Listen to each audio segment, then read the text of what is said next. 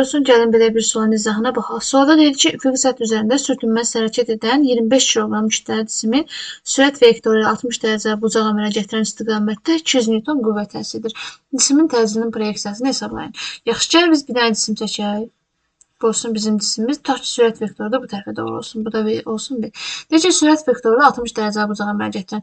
Belə bir qüvvə vektoru seçə bilərik. Burada nə olmalıdır? 60 dərəcə olmalıdır. Bu da olsun mənim F-im. O da neçəyə bərabərdir?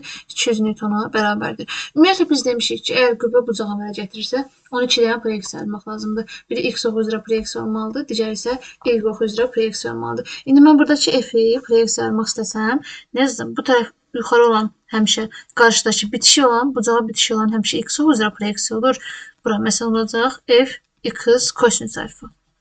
Kosinus alfa olacaq. Bura isə qarşıdakı qətədisə f-lik sinus alfa olmuş olur.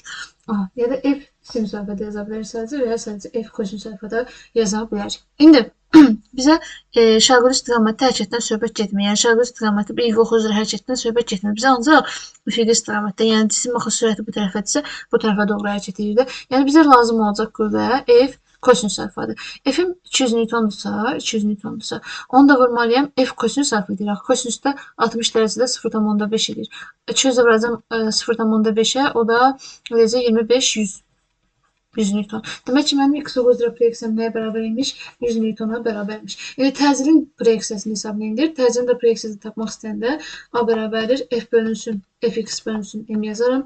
Fx də tapdıq ki, nəyə bərabərdir? 100 Newton. M də nə idi? 25 idi. 100 də böldüm 25 elədi 4 metr bölünsün saniyənin kvadratı. Y variantı. Ümumiyyətlə bizə şaquli istiqamətdə hərəkət lazım olmur. Bu həmişə belədir. Sinus proyeksiyasına baxmayın. Ancaq kosinus proyeksiyasına baxın. Ondan sonra sualınız həll olar.